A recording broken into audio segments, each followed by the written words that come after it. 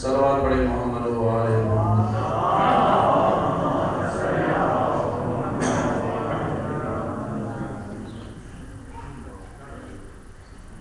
أعوذ بالله السميع العليم من الشيطان اللعين الرجيم. بسم الله الرحمن الرحيم.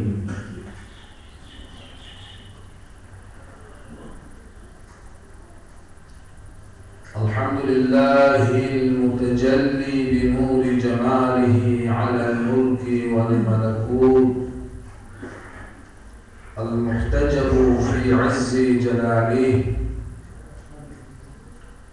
بشعشعة اللاهوت عن سكان الجبروت، فضلا عن قطان الناسوت الذي لا يبلغ مدحته القائلون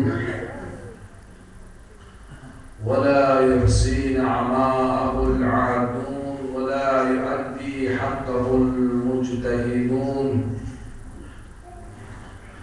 الذي لا يدركه بعد الهمم ولا يناله غوث الفطن، الذي ليس لصفته حد محدود ولا نعت موجود ولا وقت معدود ولا أجل ممدود، فطر الخلائق بقدرته ونشر الرياح برحمته وودد بالصخور ميدان أرضه،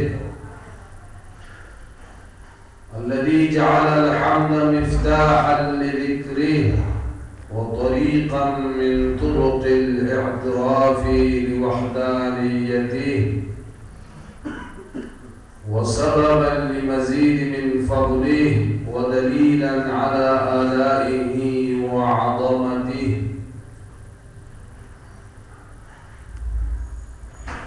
ثم الصلاة والسلام والتحية والإكرام على أفضل بريته وخاتم رسله وأمين وحيه وحافظ سره ومبلغ رسالاته، البشير النذير السراج المنير الدهر الطاهر الدر الفاخر البحر الداخل العلم الظاهر المنصور المؤيد المصطفى الأمجد صاحب الوقار والسكينة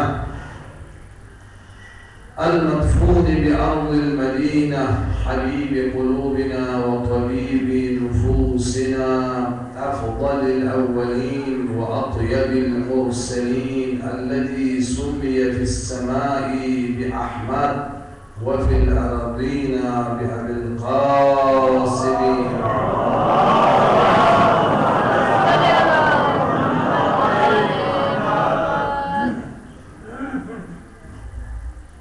وعلى ابن عمه وخليفته ووزيره ومشيره وحافظ سره ووارث علمه أسد الله الغالب مظهر العجائب علي بن أبي طالب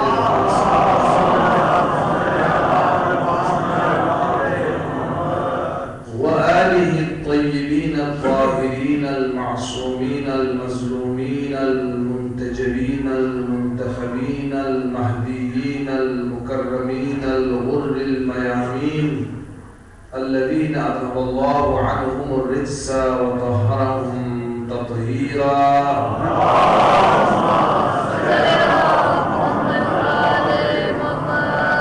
واللعنة الأبدية والأزلية والسرمدية والباقية على أعدائهم وغاصب حقوقهم ومنكر فضائلهم من يوم ظلمهم وعداوتهم الدين أما بعد قال الله العزيز الحكيم في محكم كتابه المتين المبين على رسوله الصادق الأمين وهو أصدق القائلين وقوله الحق بسم الله الرحمن الرحيم قل إنما أعدكم بواحدة أن تقوموا لله مثنى وفرادا ثم تتفكروا. سوال پڑھے محمد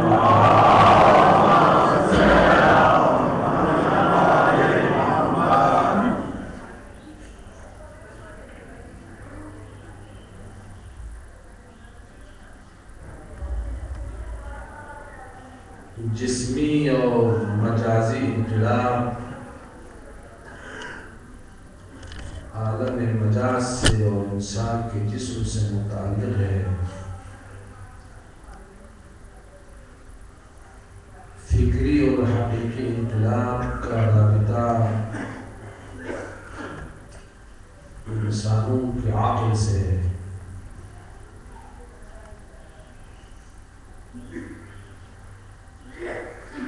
قرآن حکیم حجت قطعی اور برہان الہی ہے.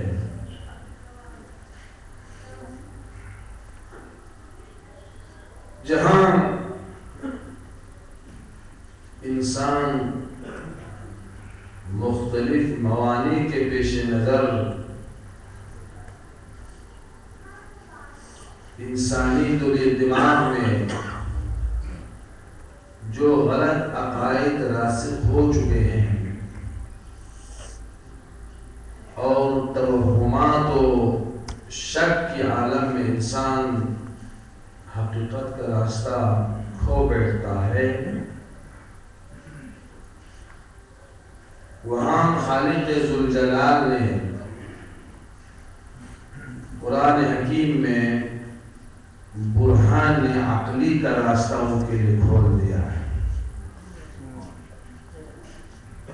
اس لیے کہ رسول اکرم صلی اللہ علیہ وسلم کی باتوں کو وہی مانے گا کہ رسول کو رسول سمجھے. رسول کی رسالت کے قائل ہو تو وہ اپنا راستہ حق کی طرف، حقیقت کی طرف جانے کے لیے رسول کے فرامین کی روشنی میں ڈھونڈ لے گا. یہ فرمان رسول ہے. یا جو کسی نہ کسی دین، شریعت اور آئین کا پابند ہو، جس کا تعلق وحی سے ہو، آسمان سے ہو، تو آسمانی اصولوں کے پیش نظر وہ اپنا راستہ ڈھونڈے گا. یا کوئی الہی کتب کا قائل ہو، تورات کی صورت میں، انجیل کی صورت میں، مختلف بائبلز ہیں، مختلف صحف آسمانی ہیں، مختلف مقدس کتابیں ہیں، اگرچہ تحریفات کے اندر موجود ہیں. قرآن حکیم یہ آسمانی کتابوں کے قائل ہو تو پھر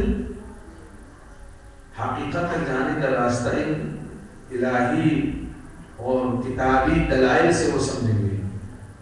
لیکن ایک ایسا انسان نہ وہ خدا کا قائل ہے، نہ وہ نبوت کا قائل ہے، نہ وہ آسمانی کتابوں کا قائل ہے، نہ کسی شریعت کے پابند ہے، اس شخص کو اگر راہ ہدایت پر لانا چاہے تو وسیلہ کیا ہے؟ آپ مسلمانوں کو تو ڈرائیں گے فرامین پیغمبر کے ذریعے. مسلمان اگر کوئی بے راہبی کے شکار ہو جائے تو قرآن حکیم کے ذریعے ان کو راہ راست پر لائیں گے. بھئی یہ قرآن کے فرامین کے مطابق تم عمل کرو، تمہارا راستہ قرآنی راستہ نہیں ہے. کسی شیعہ کو راہ راست پر لانا چاہے بھائی تو جہاں تم جا رہے ہو وہ امام صاحب کا راستہ نہیں ہے، وہ اہل بیت کا راستہ نہیں ہے. اپنے من کے مطابق عقیدے کا شاہراہ کھولنے کی کوشش مت کرو. سیدھا راستہ وہی ہے جو حضرت معصومین علیہ السلام نے بتایا. وہاں پر اصول ہے ہمارے لیے. آیا یہ دین للناس قرآن کے اندر موجود ہے. دین تمام انسانوں کے لیے ہے. دین تمام نوع بشر کی نجات اور ہدایت کے لیے. جب دین للناس کے لیے ہے، جب رسول بھی للناس کے لیے ہے، جب قرآن کو للناس پر خدا نے اتارا ہے، دین انسانی ہے، کل انسانوں کی ہدایت کے ذمہ دار یہ شریعت دین پیغمبر ہے جس کو دین جامع و کامل کہا جاتا ہے. اگر ایسی بات ہے تو ایک آدمی جو ابھی تک نہ وہ خدا کو جانتا ہے، نہ رسول کو جانتا ہے، نہ آئین آسمانی کو جانتا ہے، نہ کسی آسمانی کتب کے قائل ہے، اس شخص کو آپ خدا کے نام پر لانا چاہے تو کس طریقے سے کریں گے؟ راستہ تو بتاؤ. آپ قرآن پیش کریں گے، وہ بولے کہ قرآن کو مانو تو پھر تو مسئلہ ختم ہو گیا نا. میں قرآن کا قائل ہو جاؤں تو ختم ہو گیا. آپ رسول کا فرامین پیش کریں تو وہ یہ کہے گا کہ رسالت کا پابند ہو جاؤں تو میں تو مسلمان ہو گیا. نہ میں خدا کو جانتا ہوں، نہ مجھے خدا کا کسی نے ابھی تک بتایا ہے، نہ مجھے نبوت کا کوئی پتہ ہے، نہ کسی آسمانی دین کا قائل ہوں. مجھے سمجھا اس کائنات کا کوئی خالق بھی ہے اور رب ذوالجلال نے انسانوں کو بے خدا خلق نہیں کیا ہے، مجھے سمجھاؤ. اگر کوئی اس طرح دلیل پوچھے تو آئے خدا نے ایسے لوگوں کی ہدایت کا بندوبست کیا ہوگا یا نہیں کیا ہوگا؟ اگر بندوبست نہ کرے تو رب نے ہدایت کا راستہ خود روک دیا. کتنے عرب ہیں دنیا میں؟ انسانی آبادی کتنے عرب ہے جی؟ 6 سے اوپر ہے تقریباً. مسلمان کتنے ہیں؟ ایک عرب مسلمان ہیں اور باقی غیر مسلم ہیں. ان غیر مسلموں میں بھی تقریباً سمجھ لے کہ کچھ الہی دین کے پابند ہیں اور انسانوں کا ایک بڑا مجموعہ ان لوگوں پر مشتمل ہے جو کسی دین کا پابند نہیں ہے، کسی بھی دین کا پابند نہیں ہے. ان کا نظریہ یہ ہے انسان ایک خودکار نظام کا نام ہے. اس طرح گھاس پھوس اگتے ہیں، خشک ہو جاتے ہیں، سال جدید میں دوبارہ اگتے ہیں پھر خشک ہو جاتے ہیں. انسان بھی انہی مخلوقات میں سے ایک ہیں، خود کو خود وجود مانتے ہیں، خود کو خود ختم ہو جاتا ہے. نہ کوئی خالق ہے، نہ کوئی خالق و مخلوق کا تصور ہے، نہ کوئی علت و معلوم کا تصور ہے، نہ کوئی عالم ماوراء طبیعت کا تصور ہے. ایک مجموعہ انسانوں کا یہ بھی ہے. اگر یہ دین سب کے لیے ہے، اگر یہ شریعت سب کے لیے ہے، اگر یہ آئین سب کے لیے ہے، اگر رب سب کا ہے، اگر پروردگار سب کو ہدایت کی راہ پر لانا چاہتا ہے، آیا خدا نے ان لوگوں کے لیے کوئی بندوبست کیا ہوگا یا نہیں کیا ہوگا؟ اگر بندوبست نہیں کیا ہے تو ماننا پڑے گا پروردگار نے خود ہدایت کا راستہ روک دیا ہے. قیامت کے دن انسانوں کا یہ مجموعہ پروردگار کے اوپر حجت قائم کرے گا. پروردگار ہم تو توحید تک حقیقت میں آنے کے لیے کوئی راستہ ہمارے پاس نہیں تھا. قرآن تو ہمارے پاس، قرآن کے تو ہم قائل نہیں تھے، نبوت کے تو ہم قائل نہیں تھے. ہمیں کوئی ایسی دلیل کہ جس کے ذریعے ہم ہدایت تک پہنچے، وہ دلیل اگر خدا متعال انسانوں کے لیے پیش نہ کرے تو اس کو کہا جاتا ہے ناز غرض. ناز غرض یہ ہے کہ آپ مسردہ صاحب ان کی خواہش ہے کہ امام بارگاہ فل ہو جائے، دور دراز سے لوگ مجلس سننے آئیں، پھر خود جا کر راستے میں رکاوٹ پیدا کرے، یا اگر کہیں رکاوٹ ہے تو اس رکاوٹ کو دور کرنے کی کوشش نہ کرے تو اس کو کہا جاتا ہے نقض غرض.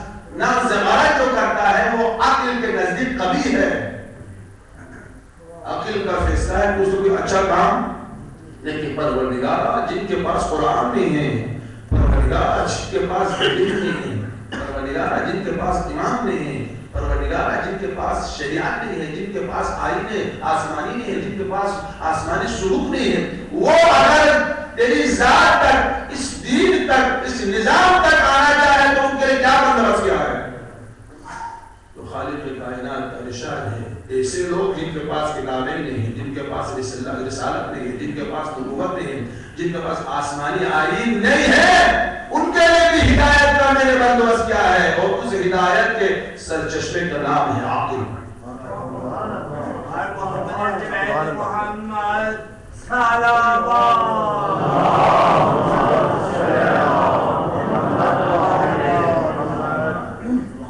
قرآن مجید میں ذرا تحقیق کر کے ہم ذرا دیکھیں پورے عقلی دلائل سے خداوند متعال نے اپنے وجود کو ثابت کرنے کے لیے سب سے زیادہ عقلی دلائل پیش کیا تاکہ وہ لوگ بھی سمجھ جائے۔ آپ کے لیے میرے لیے تو یہی کافی ہے نا، سورہ توحید میں ہے بسم اللہ الرحمن الرحیم قل هو اللہ احد، ہمارا بس ہے کیونکہ ہم نبوت نبی کے عصمت کے قائل ہیں، قرآن کے وحی ہونے پر ہمیں اعتقاد ہے۔ آپ کے لیے یہی کافی ہے کہ قرآن مجید کا ارشاد ہے قل هو اللہ احد، رسول کہہ دیجئے کہ خدا ایک ہے، آپ کے لیے کافی ہے۔ لیکن یہ ان لوگوں کے لیے کافی نہیں ہے جو قرآن کے قائل نہیں ہے، ان کے پاس دلائل توحید ہونا چاہیے، ان کو عقل کے ذریعے پروردگار نے سمجھایا ہے۔ عقل وہ عظیم اور قوی ترین وسیلہ ہے جس کو پروردگار نے اپنے توحید کے پرچار کے لیے پروردگار لگا، کوئی معمولی شے نہیں ہے۔ آپ قرآن اول قرآن سے آخر تک براہین عقلی کو استخراج کریں، کتنے براہین قرآن کے اندر موجود ہے۔ ایک برہان قرآن مجید کے اندر جس کو برہان العلمی کہا جاتا ہے، برہان العلمی۔ اب آپ کو سمجھاؤں گا برہان العلمی۔ ملت معلوم کا جو تصور ہے کہ دنیا کے اندر جتنے بھی اشیاء ہیں ان کے اندر ایک علت و معلولیت جو ہے ان کو اوپر حاکم ہے۔ علت و معلوم کی حاکمیت کا نام ہے کوئی چیز خود سے خود بخود بغیر کسی سبب کے وجود میں نہیں آتا ہے۔ البتہ بعض چیزوں کی علتیں ہمارے لیے محسوس ہیں، بعض چیزوں کو ہم نہیں جانتے ہیں۔ مثلا معجزہ، خود معجزہ کے بارے میں بھی علت ہے، معجزہ کے بارے میں بھی علت ہے۔ مثلا بعض محققین کا کہنا ہے کہ حضرت موسیٰ علیہ السلام نے اس عصا کو پھینک دیا، وہ اژدہا بن گیا، تو آپ دیکھیں کہ لکڑی کے اندر کیا خصوصیت ہے، لکڑی کی اصلیت کیا ہے، پھر آیا حیوانات جو اژدہا وغیرہ جو لکڑی سے مثلا بنتا ہے یا زمین سے بنتا ہے، ایک تاریخ ہے اس کے اپنے میں، اس پر نہیں جاؤں گا۔ ہر چیز کے علت و معلوم ہے، بعض چیزوں کی علت محسوس ہے، بعض چیزوں کی علت ہمارے لیے محسوس نہیں۔ اس کو قانون علیت کہا جاتا ہے۔ قرآن مجید نے اس قانون علیت سے استفادہ کرتے ہوئے کچھ لوگوں کو سمجھایا ہے۔ رسول کہتے ہیں قرآن مجید کا اندر ہے ام خلقوا من غیر شیء ام هم الخالقون، جو توحید کے منکر ہے، جو خدا کے خالقیت کے منکر ہے، ان سے کہیں رسول ام خلقوا من غیر شیء، بغیر علت کے لوگ پیدا ہوئے ہیں، ام هم الخالقون، یا یہ لوگ اپنے خالق ہیں، یہ بتاؤ گے بغیر علت کے پیدا ہوئے یہ لوگ اپنے خالق ہیں۔ یہ لوگ اپنے خالق ہو تو اس کو دور کہا جاتا ہے، دور باطل ہے۔ کوئی شخص اپنا خالق بنے، کوئی شخص اپنا خالق، دور کس کتاب کو سمجھاؤں گا، اگرچہ وعدہ کیا تھا میں کوئی ہارڈ بار نہیں کروں لیکن سمجھاؤں گا۔ کوئی شخص اپنا خالق بنے، کوئی چیز اپنے کو وجود میں لائے تو اس سے دور لازم آتا ہے۔ دور محال ہے۔ محال کیوں ہے؟ جب کوئی کسی کو خلق کر رہا ہے، خالق کو مخلوق سے پہلے ہونا چاہیے نا۔ انسان کا خالق خود ہو تو انسان کو اپنے سے پہلے ہونا چاہیے، مخلوق کو خالق کے بعد میں ہونا چاہیے۔ انسان جب اپنا خالق ہے تو اپنے سے پہلے ہے، چونکہ انسان خود اپنا خالق ہے، اور اپنا مخلوق بھی ہے تو اپنے سے بعد میں ہونا چاہیے۔ انسان اپنے سے پہلے بھی ہو، اپنے سے بعد میں بھی ہو سکتا ہے ایک چیز اپنے سے پہلے تو اپنے کے بعد بھی ہو، یا اپنے سے پہلے یا اپنے کے بعد میں ہے، نہیں ہو سکتا۔ ایک چیز اپنے سے پہلے بھی ہو اور خود سے بعد میں بھی ہو، یا خود سے پہلے یا خود کے بعد میں ہو سکتا ہے کہ ایک انسان اپنے وجود سے پہلے بھی ہو، اپنے وجود کے بعد میں بھی وہ اپنا خالق بھی بنے اور اپنا مخلوق بھی ہو۔ ایک چیز یا خالق بن سکتا ہے یا مخلوق۔ اگر خالق بنے تو مخلوق سے پہلے ہے، اگر مخلوق بنے تو خالق کے بعد میں ہے۔ انسان اپنا خالق ہو تو اپنے سے پہلے بھی ہو، اپنے سے بعد میں بھی، جس کو کہا جاتا ہے دور باطل ہے۔ قرآن نے اس برہان عقلی کے ذریعے سمجھایا۔ تم سے پوچھو ام خلقوا من غیر شیء ام هم الخالقون، کہ کسی چیز سے پیدا ہوئے ہیں یا خود اپنے خالق ہے. اگر یہ لوگ اپنے خالق ہے دو ہے وہ باطل ہے. اگر کسی چیز سے پیدا نہیں ہوئے ہیں تو کائنات میں کوئی چیز دیکھا تو قدر علت میں پیدا ہو جائے گا.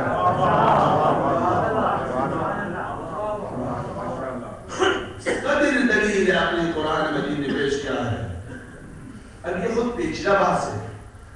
دنیا کا فلاسفہ بھی متحیر ہے قرآن کے عقلی براہین پر. 1400 سال پہلے اعجاز قرآن معجزات قرآن میں اس لیے یہ ہے نا اس خوبصورت انداز میں خداوند متعال نے اعجاز قرآن کو ثابت کیا اور اس کے وہی ہونے کو ثابت کیا ہے. بابا عرب کے اس معاشرے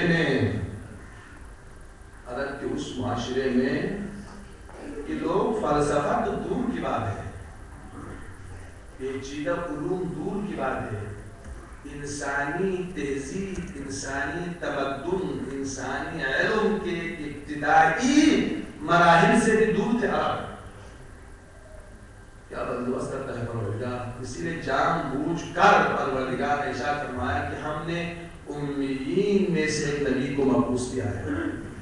اگر پیغمبر اس زمانے کا امیر المومنین کی طرح پیغمبر کی فصاحت و بلاغت لوگوں پر واضح ہو جاتا. بعض لوگوں کو کہنا ہے کہ پیغمبر انپڑھ تھے. امیین کا معنی ایسا لیتا نا جنہوں نے کہیں کچھ نہ پڑھا ہو وہی کہیں گے. امیین کا مراد ہے کہ پروردگار نے جان بوجھ کر علم پیغمبر کو چھپایا. اگر امیر المومنین کی طرف بلاغت, فصاحت, علم ظاہر ہوتا تو لوگ یقیناً قرآن پر بولی نہ کھاتے. یہ قرآن وہی نہیں ہے چونکہ علی جیسے فصیح انسان اس قدر فصاحت سے بول سکتا ہے تو یہ جملہ امیر المومنین ہے. فصاحت پیغمبر کو چھپایا تاکہ یقین ہو جائے کہ پیغمبر اس نظر میں ایک انپڑھ انسان ہے. وہ اپنی طرف سے ایسے کلام تو لا نہیں سکتے. کلام عرب میں فصحاء اور لکھنے والے کچھ لوگ ان کے نزدیک پہلے سے پیشتر تھے, ان میں پیغمبر کا نام نہیں. خدا کس قدر جادوئی کرتا ہے. سورہ حدیبیہ لکھتا ہے تو حتی پیغمبر امیر المومنین کو امر فرماتے علی آپ لکھے اور فرماتے جہاں پر میرا نام ہے وہاں پر میرے نبی کا اسٹیپ وہاں پہ لگا ہے. لوگوں کو باور ہو گیا کہ پیغمبر کوئی پڑھا لکھا انسان نہیں ہے. ظاہری عالم میں ہاں ظاہری عالم میں امیر المومنین فرماتے ہیں جو کچھ میں نے علم حاصل کیا ہے سرکار رسالت عام صلی اللہ علیہ وسلم.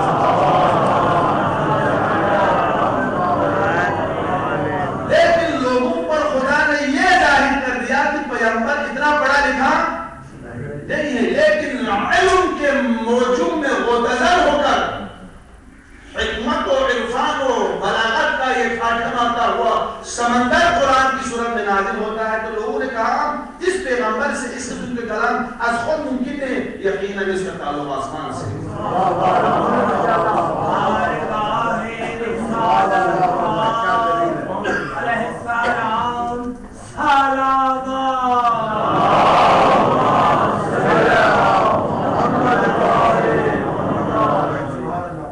اس لیے قرآن کا دائمی معجزہ یہی ہے کہ جس قدر دنیا ترقی کرے قرآن کے تہ تک جانا انسانوں کے بس میں نہیں. اس دور میں کہ لوگ اس قدر جاہل تھے, اس قدر جاہل انسانی اصولوں سے بھی دور تھے. اس دور میں فلسفی اور برہانی باتیں جو اس وقت بھی اور یونانی دور میں بھی جو فلسفہ دان تھے جو اسلام سے پہلے ہیں ان کے فلسفی قاعدوں سے بھی بالا کر اور اب تک کے جو انسانی فلسفے کو بھی کراس کیا ہے قرآن کے منطق اور اصولوں نے. یہ معجزہ قرآنی ہے. تو بار بار قرآن جو عقلی براہین پیش کیا ہے نا کہ انسان ہدایت آنا چاہے تو اپنے عقلی براہین کے ذریعے آ سکتا ہے. ام خلقوا من غیر شیء ام هم الخالقون. کسی چیز سے پیدا ہوئے ہیں یا خود بخود آئے ہیں. خود بخود آئے ہیں تو یہ نظام دنیا کے قانون کے خلاف ہے. کوئی چیز خود بخود وجود میں نہیں آتا ہے. اگر آپ یہ کہہ رہا ہے کہ میں اپنا خالق ہوں تو دور لازم آتا ہے. تمہیں اپنے سے پہلے ہونا پڑے گا اور اپنے کے بعد میں بھی ہونا پڑے گا. یعنی ہم ہو ہم نہ ہو اس کو کہتے ہیں دور باطل ہے عقلاً. اس قسم کے دلائل سے پر ہے. ایک برہان تمام ہے.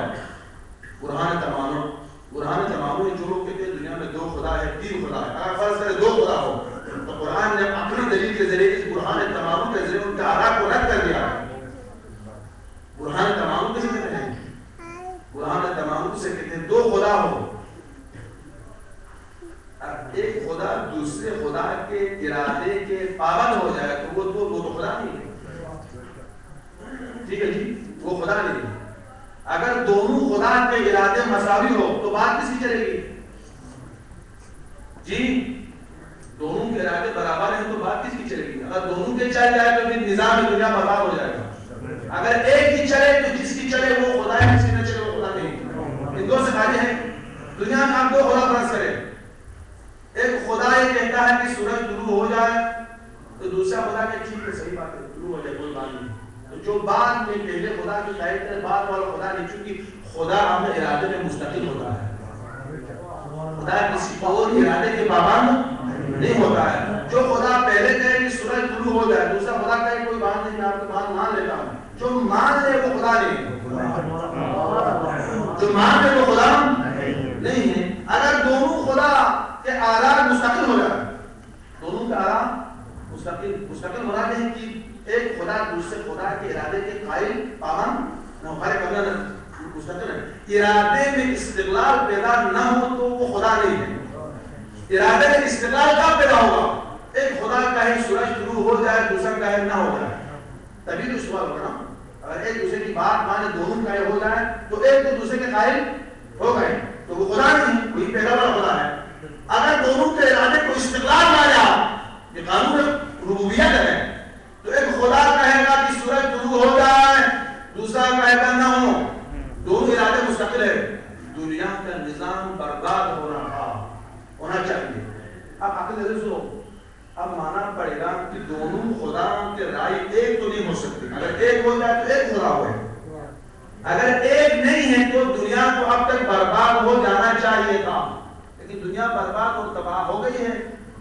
جب نہیں ہوئی تو دلیل قاطعی یہی ہے خدا دو نہیں خدا ایک ہے. لو کان فیہما, قرآن سنیں, قرآن کو پیش کیا ہے, لو کان فیہما آلہتان لفسدتا. اگر اس دنیا میں دو خدا ہوتے تو دنیا کب سے تباہی کے دہانے تک پہنچ چکی ہوتی. دنیا کا تباہ نہ ہونا اس بات کی دلیل ہے کہ کائنات پر ایک خدا ہے. محمد اہل بیت محمد صلوات.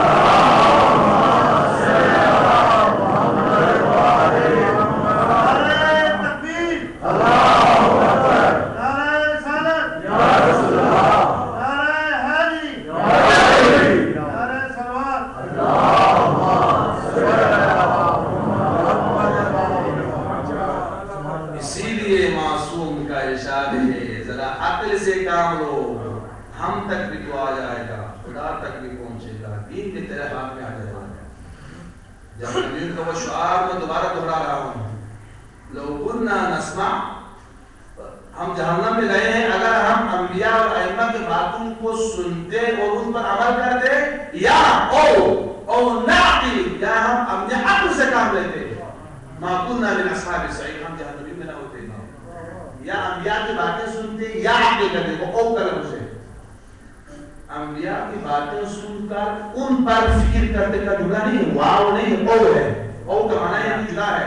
لو کنا نسمع, جہنمی جو ہے وہ جنتیوں سے گفتگو میں مسئول ہے. لو کنا نسمع, ہم قرآنی باتوں کو سنتے ہیں, انبیاء کی باتوں کو سنتے ہیں, ائمہ علیہ السلام کی باتوں کو سنتے اور ان پر عمل کرتے ہیں, او نعقل, اگر وہ باتیں ہم تک نہ پہنچے پھر بھی ہم اپنے عقل پر زور دے کر فکر کرتے, ما کنا من اصحاب السعیر, جہنمی نہ ہوتے. فکر وہ قبیل حجت پروردگار ہے, اس لیے بار بار غور و فکر کی طرف دعوت دی گئی. مکتب کربلا کے بارے میں بھی آپ کو فکری دعوت دے رہا ہوں میں ہمیشہ. فکر کریں اس مکتب کے بارے میں, اس قیام کے بارے میں, اس آزاداری کے بارے میں, اس ماتم کے بارے میں, اس مجلس کے بارے میں. عقل سے کام لیں, عقل سے کام. تو عقل یہی بتائے گا کہ جس نے اس انقلاب کو وجود دلایا ہے اسی سے پوچھے کہ آپ نے انقلاب کیوں لایا جی. آپ کسی مغربی, مشرقی یا افریقائی کسی فاؤنڈر سے پوچھیں گے کہ ہم نے پاکستان کو وجود میں کیوں لایا ہے, یا قائد اعظم اور اقبال سے پوچھیں گے. قادیانی پاکستان سے پوچھوں گا اگر چین کے مقاصد پامال ہو رہا ہے اس وقت پاکستان کو بنایا تھا اسلام کے نام پر اور پاکستانی سیاست مدار کل پاکستان میں لے اس وقت امریکہ کے دامن میں بیٹھ گئے وہ اپنی جگہ پر لیکن ہم فوٹر سے پوچھ گئے عقلی مسئلہ ہے نا عقلی مسئلہ اس سے نہ پوچھے کسی سے نہ پوچھے ٹھیک ہے جی بار بار وہ سوال کا جواب ہم کس کی مانیں آپ علماء میں اختلاف ہے کوئی اور کچھ کہتے ہیں آپ کوئی اور کچھ کہتے ہیں ہمیں حقیقت تو ہمارے پاس نظروں کے سامنے سے بالکل نکل جاتا ہے اور مسئلہ بہت آسان ہے انقلاب اسلامی ایران کے حوالے سے لوگ مختلف رائے لے رہے ہیں کہ انقلاب کو اس سے منع کر جمہوریت کے لیے کوئی کہیں گے کہ اقتصادی انقلاب کے لیے کوئی اسلام کے لیے انقلاب ہو جائے تو عقل کیا کہتا ہے جس نے انقلاب لایا اس سے پوچھے امام خمینی نے پوچھا آپ کا مقصد انقلاب کیا ہے تو وہی ہو جاتے نا جو انقلاب لائے جو اس حرکت کو وجود میں لائے اس سے پوچھیں گے یہ عقل کا تقاضا ہے چلو ہم نے انقلاب ہی صحیح کربلا کے انقلاب کو کس نے وجود میں لایا امام حسین نے پوچھا مولا آپ کا مقصد کیا تھا کوئی پیچیدہ نہیں مسئلہ آپ خود امام سے پوچھا مولا آپ کا پروگرام کیا ہے آپ کی قیام کا مقصد کیا ہے خروج مدینہ کا مقصد کیا ہے تو امام اپنے جو نا پروگرام کا اعلان بھی کرتے تشریف لے گئے ہیں عراق کی طرف اور اس مقصد کو بیان فرمایا ہے تو مسئلہ ختم ہے اس انقلابی سے پوچھنا پڑے گا عقل کے سے جو جس نے انقلاب کو وجود میں لایا ہے کوئی شہید کسی مقصد کے اوپر شہید ہو جائے اگر وہ شہید اس سے گفتگو کرنا آپ کے لیے امکان میں ہو ٹھیک ہے ٹھیک تو اس شہید سے پوچھیں گے اگر نہ ہو تو ان کے وارثین سے پوچھیں گے کہ شہید نے کس مقصد کے لیے خون دیا یہ عقلی مسئلہ نہیں ہے جی یا کلمات امام حسین کی طرف رجوع کرے یا وارثان خون حسین سے پوچھے ائمہ اطہار علیہ السلام سے پوچھے کہ مقصد قیام امام حسین کیا ہے تو مسئلہ روشن ہو جائے گا مکمل ایک کلیئر ہو جائے گا خاجگان میں عرض کر رہا تھا ایک چیلنج کے ساتھ مولوی ممبر پہ جا کر دوسرے مذاہب کے لوگوں کو چیلنج دیتے ہیں لیکن جب علمی میز پر بیٹھتے ہیں تو پھر مسئلہ پیچیدہ ہو جاتا ہے ٹھیک ہے کل عرض کر رہا تھا تو لوگ بہت ہنس پڑے دو گروہ کائنات میں ایسے ہیں جن کے نہ استاد کا پتہ ہے نہ مکتب کا پتہ ہے نہ مدرسے کا پتہ ہے دو گروہ زمین پر یا تو ائمہ اطہار ہیں ان کے نہ اساتذہ کا پتہ ہے نہ کسی مدرسے کا پتہ ہے کسی کے پاس پڑھے نہیں کسی مکتب کے وہ محتاج نہیں ہے ان کے پاس جو علم ہے علم لدنی ہے ان کے استاد یا خالق ہے یا نبی ہے نہ وہ کسی استاد کے پابند ہے نہ کسی مدرسے کے پابند ہے امام شافعی سے کوئی سوال کرے آپ اس مدرسے سے پڑھ کے آیا ہے امام کیا جواب دیں گے ارے کوئی مدرسہ نہیں ہے ہم علم لدنی کے مالک ہیں تو ان کا ائمہ کا نہ مدرسے کا پتہ ہے نہ استاد کا دوسرا طبقہ جو زمین پر پاکستان کے عالم ہے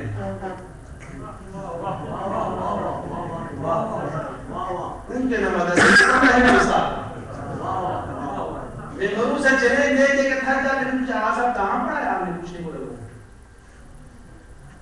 اس نہیں پڑھا کسی مدرسے میں جا کے پڑھا ہے کسی استاد کے پاس پڑھا ہے بلکہ خودکار آٹومیٹک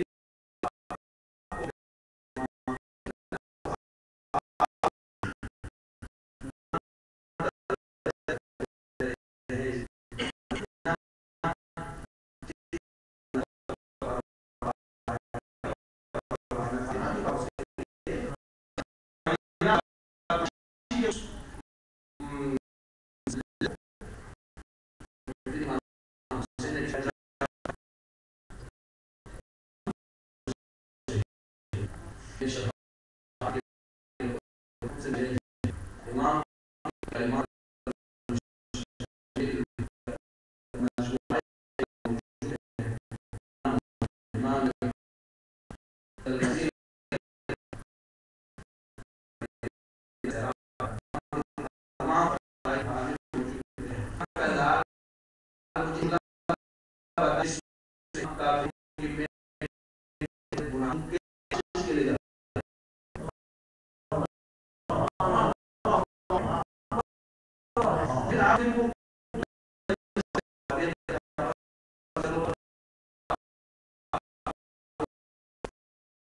کے بعد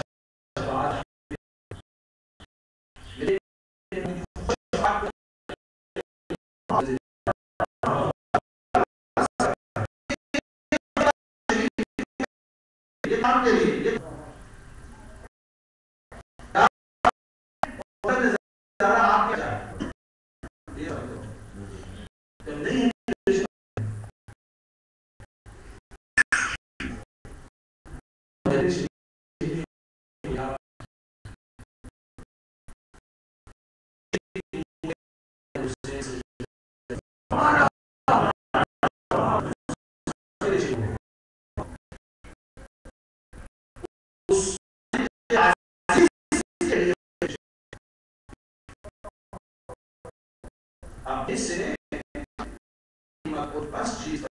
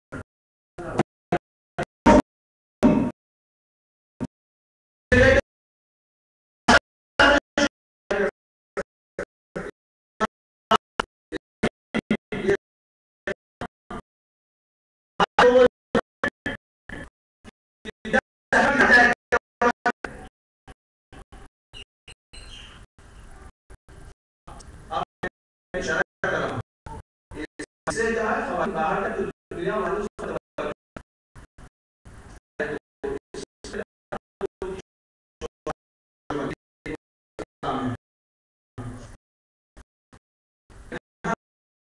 اسلام کی ہے اس